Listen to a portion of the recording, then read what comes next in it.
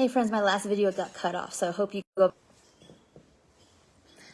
Got cut off, as you keep hearing and seeing, it got cut off. So this video is going to be about remembering that all of us, at the end of the day, are allowed to eat what we want, when we want, how we want. And a big barrier for people when they are trying to work through recovery and through kind of some of the barriers of projection. So if we don't know what projection means, all right, I'm here at a restaurant, or I'm at this picnic, or I'm at the table with people. I know, I don't know, maybe they food judge or not, I'm not sure. But my brain, to defend me, is telling me that they think the way my diet voice thinks. And so now I'm feeling judged and maybe rejected, and I want to disappear, and I want to do this.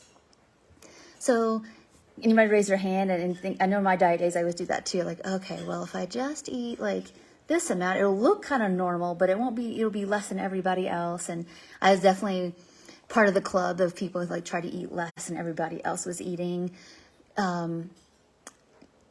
Because if I was judged about something, at least it couldn't be about eating too much food. And that's just one example of how our brains work in hypervigilance to try to keep us from being rejected, right? Especially if you're still haven't.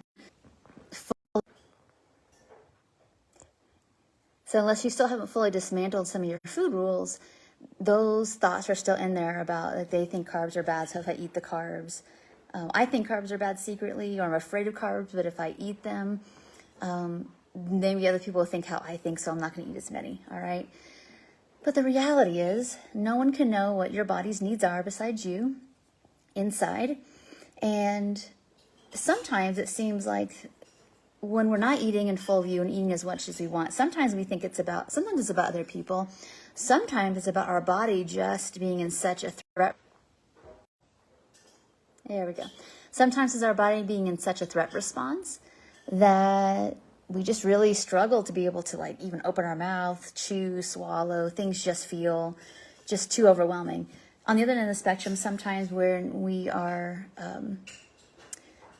with people, maybe we're making choices we don't really like, but then we get in secret and eat as much as we want of what we want. And that level of kind of being silenced even by ourselves can feel really anger-producing and humiliating, and it just kind of capitulates this cycle of you being wrong and doing something wrong. So I want to offer this to you today is you might even have to write yourself a script. So you might have to get yourself a notebook, pen, and start to write out like your thoughts. Like actually even have a dialogue of like, okay, when I go to a certain place, I think Aunt so-and-so is looking at how much food I'm putting on my plate, because that's what she does. She looks at the people's food on their plate, and then she talks about them when they leave the table, about how much food they ate, or it's no wonder we look the way we look because of what was on our plate. And then really be able to, like, before this incident even happens, sit back and like, what's the truth? What do you know about Aunt so-and-so? Maybe you know nothing. What we do know for sure, hey buddy, what we do know for sure is that if other people are outwardly, even inwardly, but let's just say outwardly, because we don't really know for sure everybody's inside thoughts, but they're outwardly making food and body comments that are disparaging, that are cruel, untrue, unkind, whatever, is that recognize that's coming from a place of woundedness too. And I'm not making excuses for it. I don't ever do that. But the reality is that you can't tell by looking at somebody really much about them in terms of like their food and their movement and their health. You don't have to be doing it.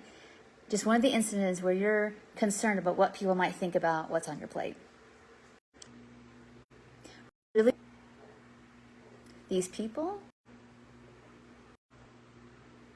and put yourself on an equal playing field. If you know you're true, you know what's true for you. You don't know exactly what's true for them, but you know some about that, and that you are not lesser than them, honestly, based on what you're eating. It's just an experience that's being had, and you know your body signals of hunger and fullness. If you don't know your signals of hunger and fullness, then of course, be doing some mechanical eating. So in the comments below, put some circumstances that you struggle with what you think other people think that prevents or is a barrier for you to be able to eat what you want to satisfaction. So